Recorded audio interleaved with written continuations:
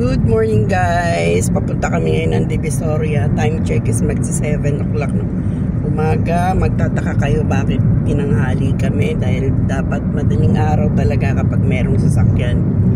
Nagloko kasi yung isa naming sasakyan na diskarga yung battery, yung dinadala naming repo. Kaya ngayon napilitan kaming magkotse. Plano ko kasi magta-taxi na lang. Kaya lang alam mo naman to si Bisoy, hindi makatiis nang hindi ako kasama. Tsaka baka mahirap din kasi pag mag-taxi din, nag-iinarte yung mga taxi, lalo na kapag hindi ako kasama. Maraming dala, maraming impake, mimresyo sila. Kaya ito, first time namin gamitin yung kotse sa Divisoria. Sana lang may ma-parkingan kami sa Divisoria Mall.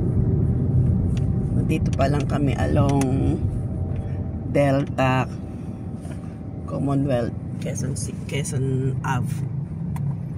Kasi mayroon akong in-order na school supplies dun sa RJB School Supplies.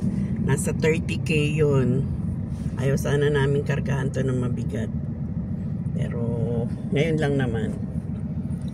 Kaya hindi na ako masyado makakapamili dun sa iba kasi mahirapan na rin, baka hindi na magkasya dito. Dito pa lang kami sa Quezon Ave. Sunday naman ngayon kaya walang traffic. At gusto kong makita yung Divisoria ngayon na maluwag na raw. Dahil alam niyo na, si Mayor Isko na naman ang mayor doon.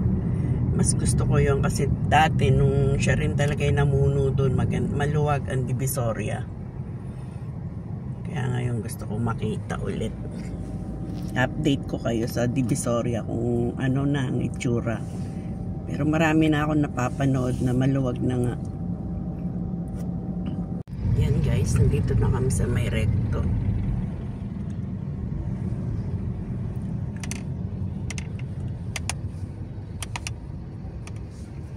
Yan guys, dito yung daan papuntang 999.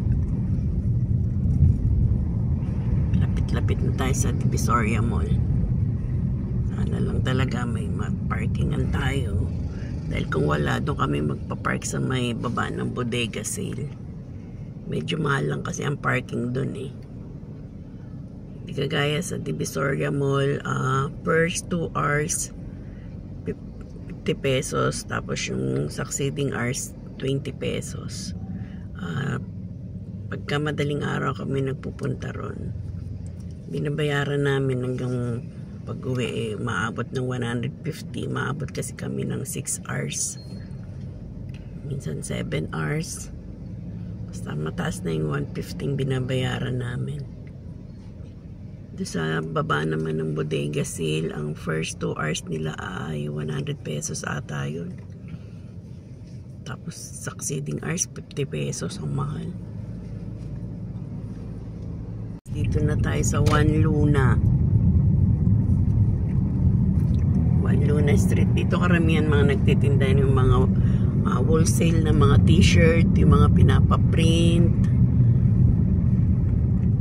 mga medyas, mga chinelas. Dito marami kayong mabibilan dito.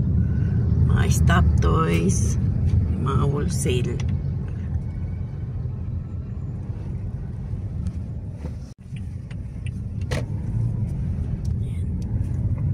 Ito yung Bodega Sale.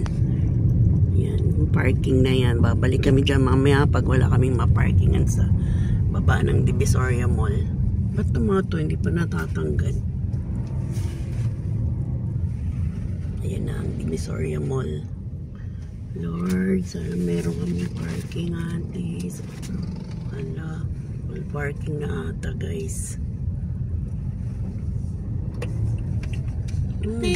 Ayan guys, nakapasok din tayo.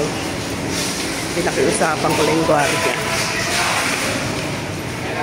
Kasi sukay naman tayo dito. Weekly tayo ng ayan, kotse namin. Uy,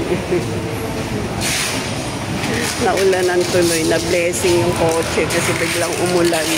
Bagong linis pa naman yan. Sayang, pa-watching.